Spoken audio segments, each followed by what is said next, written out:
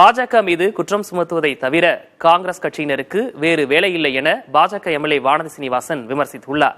விக்கிரவாண்டி இடைத்தேர்தலில் அதிமுக போட்டியிடாதது மேலிடத்தின் உத்தரவு என காங்கிரஸ் மூத்த தலைவர் ப. சிதம்பரம் கூறியிருந்ததற்கு அவர் இவ்வாறு பதிலளித்துள்ளார். முன்னாள் மத்திய அமைச்சர் திரு ப. சிதம்பரம் அவர்கள் ஒரு பெரிய கனவு ஒன்று கண்டுட்டு அதை நம்பிட்டு இருந்தாரு.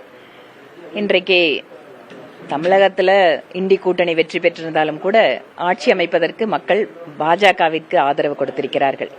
அதனால பிஜேபி பத்தி சொல்றதுக்கு வேற ஒன்றும் கிடையாது.